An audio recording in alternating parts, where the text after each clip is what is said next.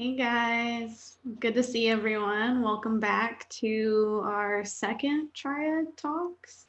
Yeah. We're the Sovereign Three. That's our name now. We've decided. The Sovereign Three, I love it.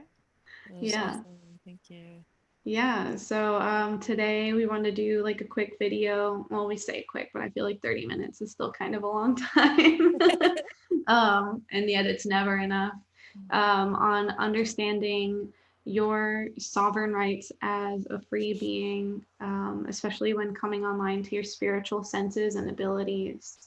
This was sparked by some conversations I've been having with people on Facebook, and just made me take a few steps back and remember what it's like to not know these things, because I think we're conditioned so greatly on this planet, in this world, in this life, to think that everyone's entitled to every single aspect of ourselves.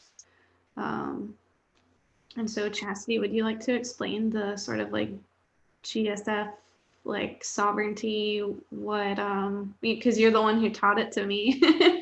Yeah, there's an angle I kind of like to take first, and that's really about like personal autonomy.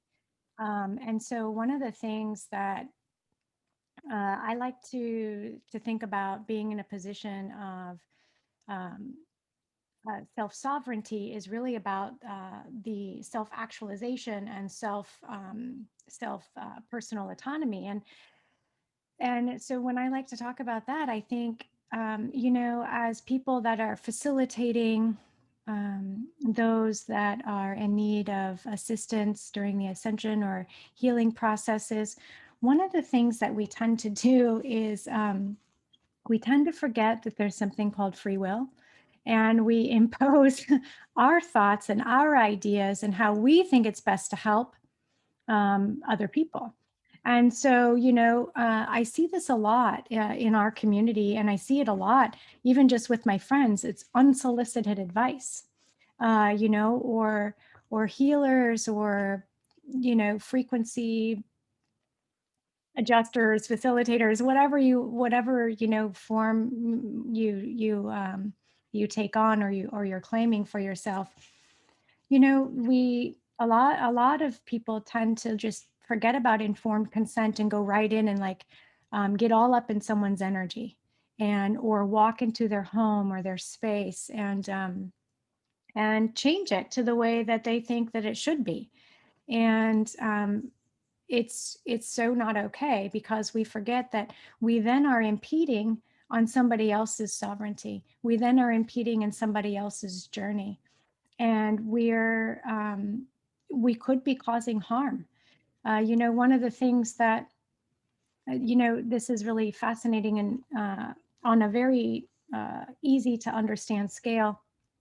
We had a tent city out here at one of the churches. This was some years ago. There was a tent city, and somebody had arranged like a dinner at this church for everyone to come in, and had asked people to bring like clothes and all these things. And one of the people had said, and this is a secondhand story, so this isn't my story, but had said, well, we don't need these clothes, or we don't want these clothes. Like, why would you just think that just because we're intense, or because we're packing up our lives and moving, or whatever the case may be, that we need more stuff, that we don't have what we need, right?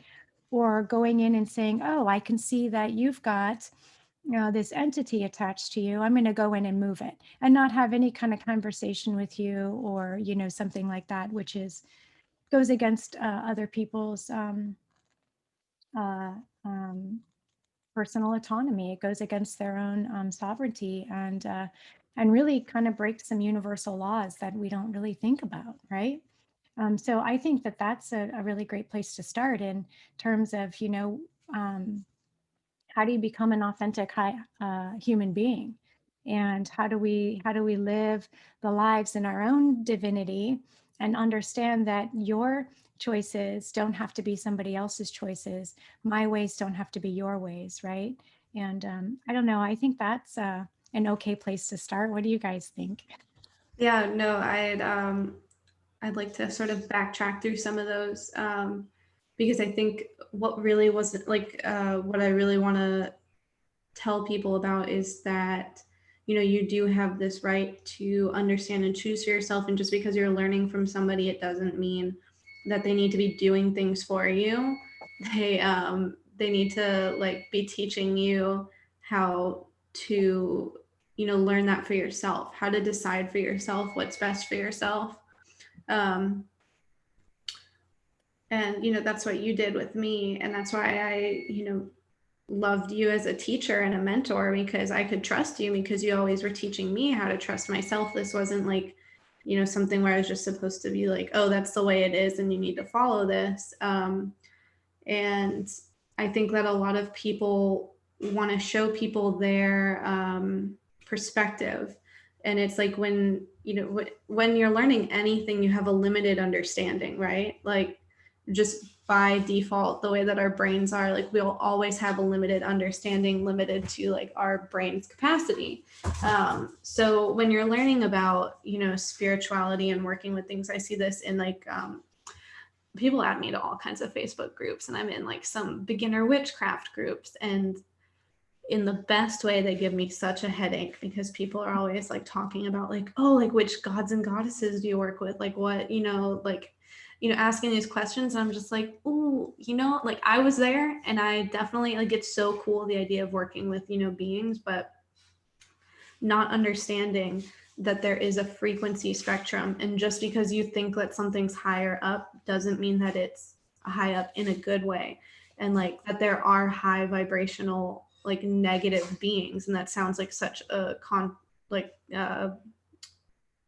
self-contradictory term. But I don't care. I don't know. It's like the best way I know how to describe it. Like, no, I hear you. I'm totally with you on that one. You know, it's, you know, I was told, oh, you know, these bad guys can't hold the light, right? And I'm like, my ass, they can't hold the light. Right. They can hold the light as long as they feel like holding the light. The difference is it a false light or is it Christ light, right? And, you know, that's, I mean, I think we're kind of going to be all over the place on this because this just opens up. So, you know, it opens up so much. Where are you with this, Amária? Well, kind of backtracking again for you guys, where, you know, we're talking about when you see something on someone that you think, oh, well, maybe we should take that off. I've had several different sessions that I've done with people where I'll see something and I'll stop because something looks off. And just as a remote viewer, I've learned that I'm supposed to look at different vantage points. And so I'll kind of look. And a lot of times I'll see the person's higher self or maybe their guides. And there was a lady I was working on that she was like doing this. And so I stepped back and looked, and her heart chakra had this weird thing. It almost looked like an hourglass, or like, oh, what do you call it? Whenever, you know, how the sands go through. Mm-hmm. And I was like, what on earth is that? Should I take it off? Should I? And it's just, I got this impression, no. I put it there myself because my heart is locked and you will not touch it. I was like, whoa. So I had to tell the client what her higher self had said. And it was interesting. She's like, yep, I am not going to unlock my heart for anybody. And I was just like, wow. But she was, because of that, she, same thing, the trust, you know, right? that, like, you'd have to take this down to do work, right? And I was like, yeah, I'll get there one day. So I think that's definitely being aware, like for those of us who are session workers, when we're working on somebody is, you know, are there other aspects of what's going on when you're working on them? Because it's multidimensional. There's so many layers that we're looking at.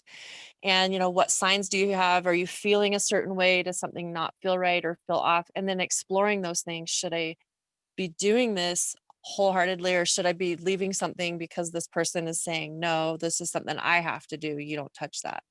So I totally agree. We've got to be very careful energetically what we're doing. You know, especially if we're trying to, like, I hope that this can help people that are, you know, just really in the beginning stages. You know, you don't have to, I remember when I started doing session work, you know, Chastity was healing me, and I was like, after the first one, I was like, oh, I'll just be fine the next session. Like there won't be that much. And then realizing that it's a constant balance, and, you know, there's always going to be something there's always going to be something. And, you know, all the just negative cycles I've worked through in my life, and, you know, just recently coming out of one where I still have a lot of friends in the field, and knowing that there's no judgment there, and that they know that there's no judgment there, and that, you know, not in a, because every time I try and broach the subject with Chastity, I feel like she like kind of sits up a little bit straighter. You know, the negative down over here. the negative beings, vibrations, fields, you know, all of that, they do serve a purpose, and that's not in like a glorifying or romanticizing way. And I think that they are romanticized like a lot. But, you know, I've seen things, and there's gratitude, but it's not like forming a relationship with those things. It's like, okay, thank you for serving me, but like, you know, we're done now. Yeah, I completely agree with you on that one. There's I'm always thinking about, even just in session today, it's like, it doesn't matter what I discern for somebody else, you know, and I think that's what it comes back around is, you know, teaching people, you know, that it's not the facilitator that's healing you, right? It's the facilitator that's holding the space to see what's going on, and perhaps maybe, you know, has a language that can help, you know, with the facilitation. And ultimately, and this is, it's really just my favorite thing is to teach people, because we all learn different. We all have different gifts and abilities, and we all are seeking our self-ownership and sovereignty in different ways, right? We have these unique backgrounds and lineages and lives. You know, we're all going to the same place essentially, but, you know, it's how we get there, is, you know, how do we align ourselves using natural laws? How do we stand in our own light and understand that, you know, we want to become masters of, you know, our soul, our spirit, and, you know, reach this level of cosmic citizenship? And you know, how do we get there? How do we move from judgment to discernment? Right? Yeah, and especially, you know, like our mission is more aligned than I'd say, you know, like most people. But, you know, we still have like our own paths within that. But, you know, taking what is right for our path and our mission, and then, you know, removing the pieces that are specific to that, and, you know, still being able to help other people. I think I was literally just having this like mental discussion with myself today about, you know, how I feel like societally there's a lot of social norms to be so inclusive. You know, not obviously not in like hateful ways, you know, being exclusive or non-inclusive, but, you know, that when you're talking about spiritually, like we're all here for different reasons. You know, like some of us aren't here to help. You know, people are here for their own whatever it is. And so like being able to help those people without, you know, trying to pull them onto our path, because, you know, we sit here and we talk about, you know, healers and light workers that do that. And then, you know, making sure that we are not doing that for someone else, and always offering them, you know, like the chance to, you know, whenever I see something that needs to be removed, like in a session, I always explain it to them the best I can. They don't understand, you know, I try and help them, and then help them make the decision of whether or not they want to remove it, and kind of explain, you know, like what that would be like going forward. Right. And, you know, especially when you make big decisions, you know, like especially what I've gone through in my life right now, people are like, oh my gosh, like I want to do that. I want to do that. I'm like, hey, chill out. Like take some time before you do it. Like, I know I'm making it look really easy, and like I'm, you know, handling it very gracefully, but like it's difficult. And I've gone through a lot of, you know, like big upheavals to be prepared for this one, to, you know, make it feel like a breeze. Mm-hmm. Mm-hmm. it looks like, go ahead, Amária. Oh, sorry, I was clearing my throat. Yeah. No, I think it is definitely very important to be aware on multiple levels when we're working with people, and especially for new people, learning to gauge what feelings mean. Like different religions might say, you know, learn what it feels like to feel the spirit. That is one way to say it. And so verification is a huge thing. That's why I like to actually talk through what I do with clients and what I'm seeing, excuse me, or what I'm feeling, because it's interesting that the things that I'm seeing or feeling, I just go with what literally comes to my mind, what literally comes to my heart. And you'd actually be amazed, for those that are starting to learn, how accurate our sixth senses or that third eye visual cortex is. That whenever you have something come to your mind, usually your first thought, your first impression, your first feeling is correct. And that's one of the things that I teach with people is trust yourself enough to just take that leap, just like in Indiana Jones when he's looking from one That's side my of that. favorite. That's my favorite Yes, part. yes. And you're just like, oh my God, what do I do? Just have faith and step down, because you'd be amazed at what is there and what you can grasp onto, because we are God's sovereign beings. We are so powerful and so strong. And one of the things that I loved was listening to Laura Eisenhower the other day when she was talking with, I'm trying to remember the name of the lady that was talking about Valthor, and how he said that, you know, they've always been here. They're never going to leave us. And that's the way the guardians are. And in a sense, a lot of us coming back are a part of those guardian bloodlines, those heritages, very, very, very ancient souls. And what an amazing, beautiful thing to actually start waking up into your abilities and into your powers. And so just have faith with yourself, because the things that we teach you is, it's not to maybe to put a crutch so that you're always going to want to have that crutch, but to help, you know, maybe pull those training wheels off and just kind of push you a little bit more so you can hold that balance on your bike and just keep riding, keep on using your abilities. Right, right. There's actually a Rumi quote, and like every time I think of it, it says, "As you begin to walk on the way appears," and it makes me think of the Indiana Jones scene, because that's how it is. Especially when you're forging a new path, you know, there's nothing in front of you. You have to create it. You have to whack down the bushes, or you know. Yeah. Yep. I would say cut down some trees, but then it's like, oh no, don't cut down the tree. But yeah, I know a lot of people have been asking me about my sister texted me today and she was like, what the hell is going on with what planet? Like, what is this energy shift I'm feeling? And then I had a couple other friends message me too. So do we want to sort of, I know that Chastity and I talked on like Patreon, there's a audio file from her final class of this year. And we talked about the December 21st shift.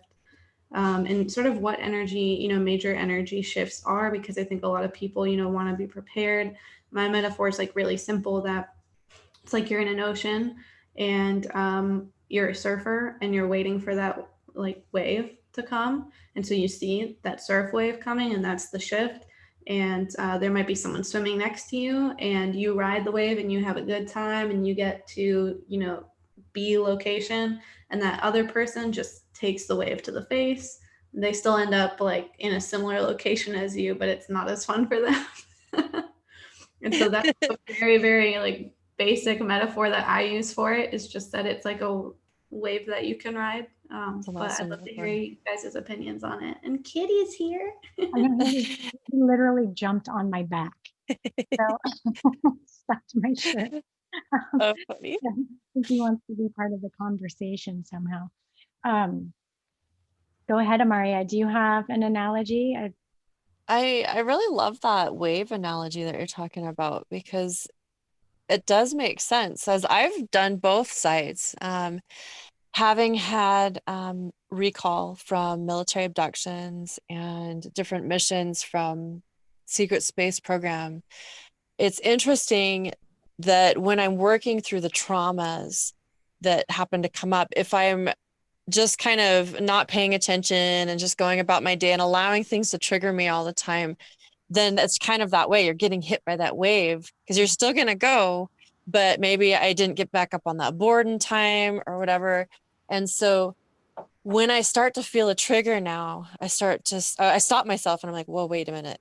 Okay, I'm feeling this way. I acknowledge it. And so that where a lot of us talk about getting into like 0 point or center, where I'm like, okay, I'm just going to observe this feeling. It really sucks right now. Or I'm feeling really anxious right now, or really angry, or really depressed, or whatever it is that I'm feeling. And I acknowledge it. Okay, this is what I feel. Is this mine? Or because I am so sensitive, and many of us are as empathic people, is this something else? Did I happen to come around somebody that's projecting something that just happened to hit me? Because we can feel those resonances that people have, whether they're high or low. So I assess the situation and I look at it with compassion for myself, for those around me. And then I figure out, okay, if it is mine, then what can I do about it? Is there something I can do about it? If maybe there's a dream or a memory that comes, then I'll reframe that. I'll go look at that and say, okay, right now where I'm at in my life, I'm not on this timeline anymore. So whatever this memory is or bleed through or trigger, then I could say, oh, so in a sense, it's a hologram. And I'm just going to acknowledge, I see it, I feel it. This is what it is. And I don't need this anymore. It doesn't serve me. And I just send it away with love. Or sometimes I have to say, you don't exist. This is my reality here. That is not my reality. So there's a lot of ways to reframe. I use a lot of NLP, neurolinguistics programming, and Ericksonian psychology that I've been studying for the past 8 years. And it's fascinating how we can take so many aspects of our lives and maybe the feelings that we might have or triggers that we might have to turn those around. And so I guess I'm really complex when I process, but I mean, it helps with myself. And so I guess if there's people out there that are similar to that, where you're like really deep and you like to dig deep, then that's some of the ways that, that worked for me whenever I'm trying to get back up on that board, to get aware and get centered so that I can face it and ride the wave down instead of getting wiped out. Yeah. I had a yoga teacher, and it was like a yin yoga, which is supposed to be really relaxing and slow. And it was so intense because we would be in these really painful poses. And I remember I was just in child's pose, but it felt like my hips were going to fall off because we were there for like 20 minutes, I swear. And she said, you don't have to move away from the pain. That's your body's initial reaction. You don't have to. And I was like, wow, I'm taking that everywhere with me in life. Like, I do not have to react right away. I don't have to react at all. I can react a different way. And, I'm going to live through it,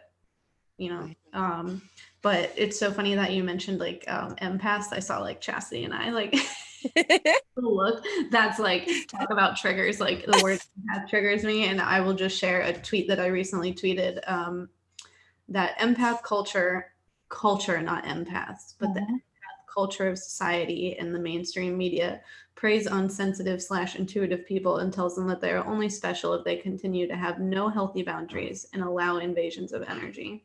Right. And that's what I have to say about that.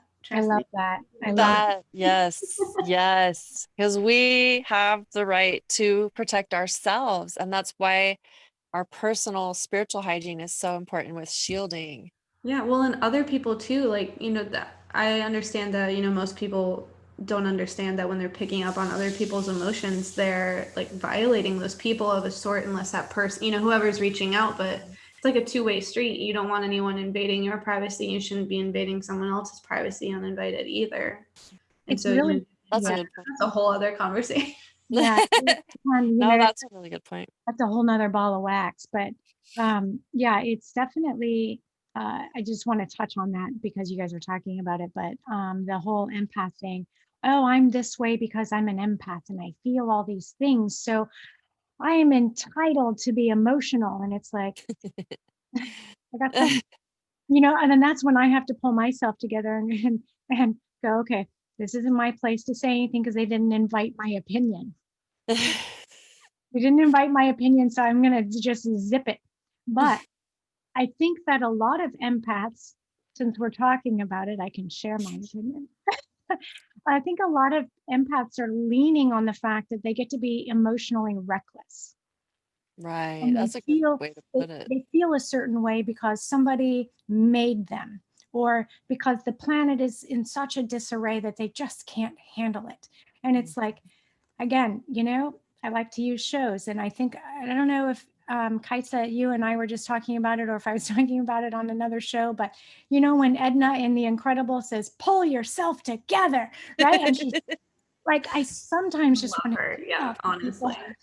Well, I think, and that really ties into, I think, a lot of the people that are, intuitive end up in like enslaved in abusive cycles with people. And so you are trained and conditioned from a child that you allow yourself to be, that way with others. And so it's a breaking of so many cycles. And that's why, like, as much as it just like cringe on the inside when I hear like anything that's like, oh, I'm an empath and I just get drained so easily, or like, oh, don't you just hate it when, I don't know, I'm not trying to talk too much smack over here.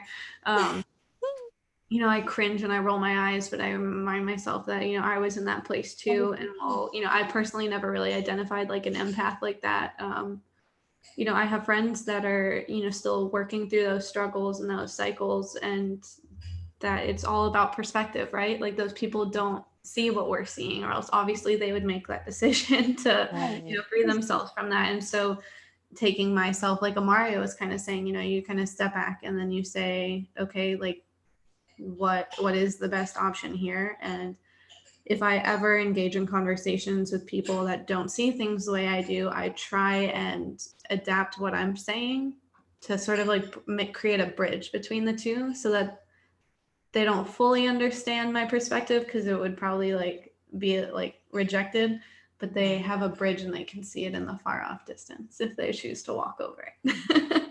yeah, that's awesome. It's tough. It's tough to be there. Nobody wants to be there. I mean, if you knew that there was something better, right? I just got hollered at about how I think that I'm better, or that my ways are better, or Oh my God. I got totally attacked. Which is so crazy, because it's like, That's the opposite of you.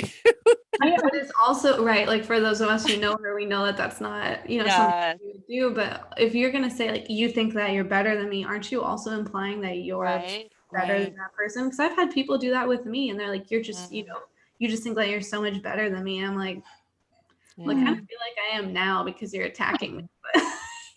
Yeah, I actually recently had to sever a very toxic work relationship. I worked 6 months with a patient that, I love her so much. She's got a very toxic side, and there's many times that she would lash out, and I was just like, okay, be patient, be patient. And this last time there was a political thing that we had, and it was over the face diapers. And I'm just like, I can't do this anymore. The amount of asthma attacks that I've had, and the breathing issues that I've had from them. And it was almost just the screaming match. And I'm just like, wow, I lost it. And it was just, I had to step back and stop. And I'm like, this has gotten to a point that it's toxic, because I didn't have. Amária. Oh, she really doesn't have something now. What's that? Oh, okay, you cut out. You said you didn't have, and then you cut out, and your video is frozen. It's a cute picture, though. If that It is, yeah. You look like you're like picking something up. It's cute, but we can hear you. No, we can't hear her. So no, now we can't hear. No, so I was gonna say, I feel like it's about time to wrap up, though.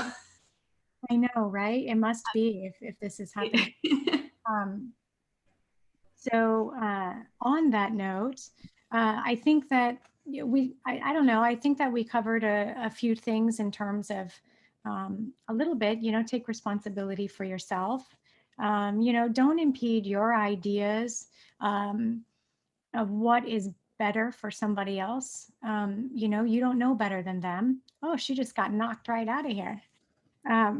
you know, you don't know if you're impeding, you know, so don't push your own views on You people. don't know. Like Yeah. I feel like we think that, it's just a part of how we're raised, we're educated. So we know all these things, and it's like we don't. Yeah.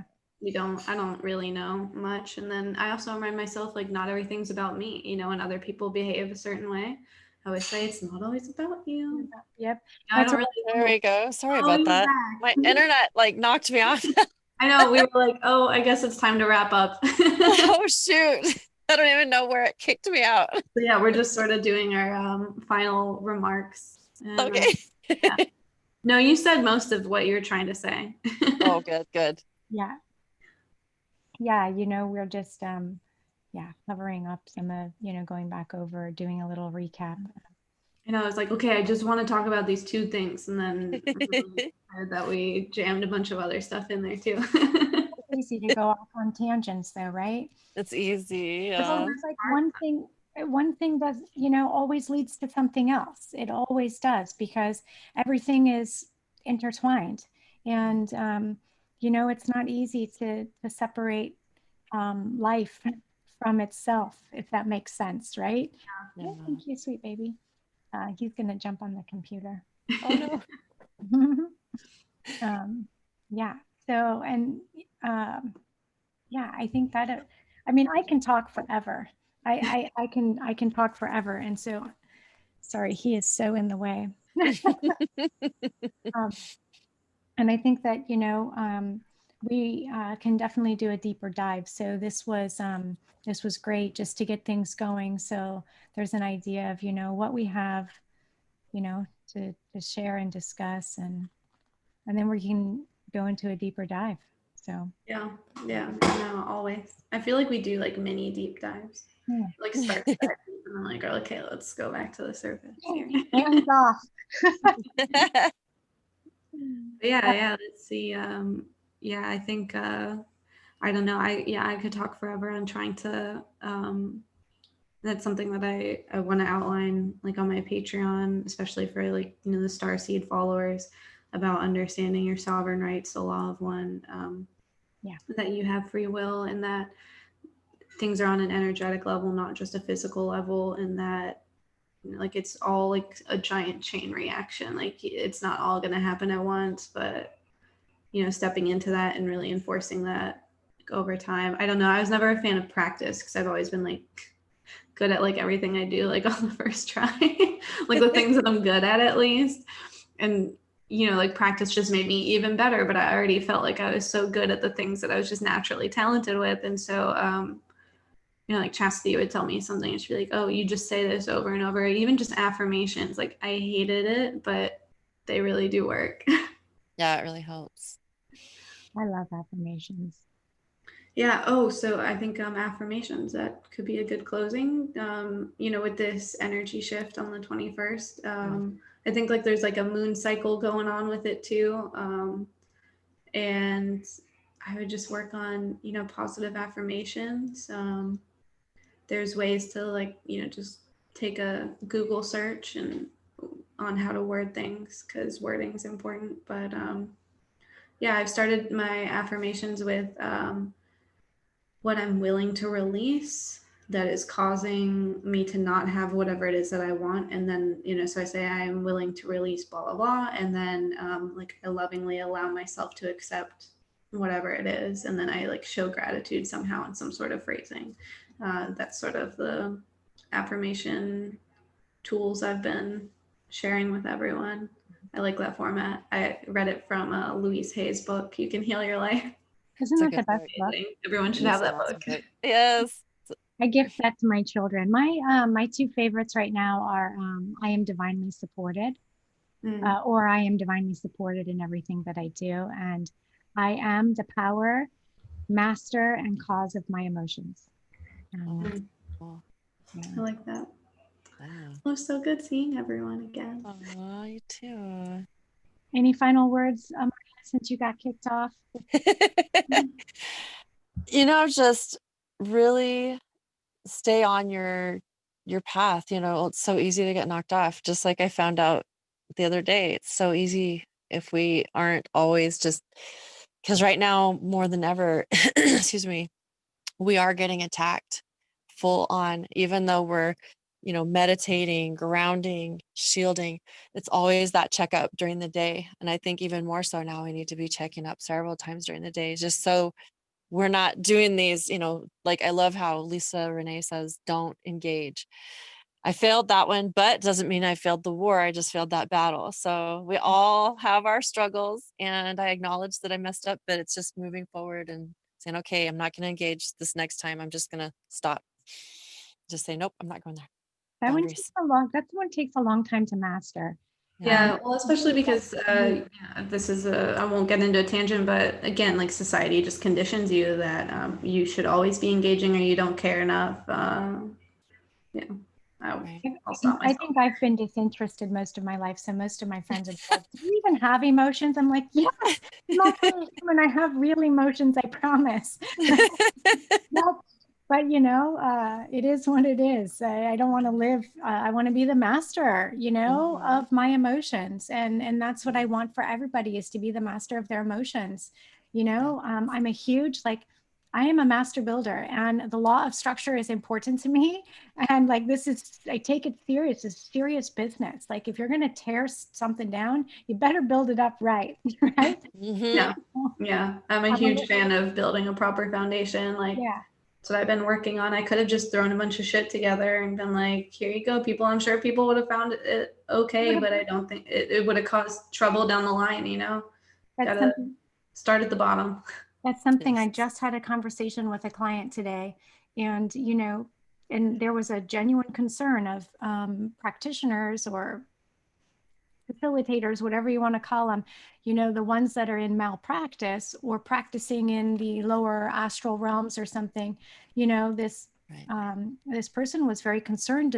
How does this affect the ascension? And maybe we can go into that another time, you guys, because that's a really important thing to discuss is, are the guardians partially responsible for this?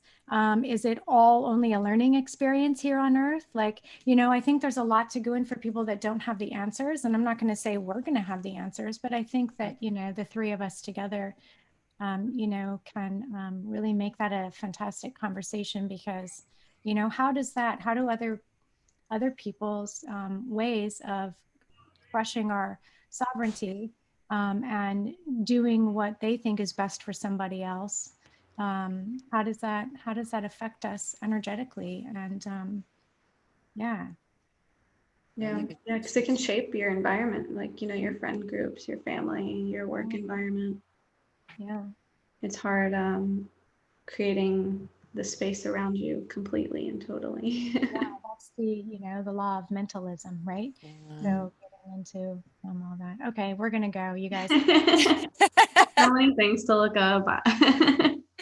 So many laws to look up. Oh my goodness. All right, you guys. So much love to you. Thank you, everybody, for listening. Yeah, thanks, everyone. Awesome. Bye.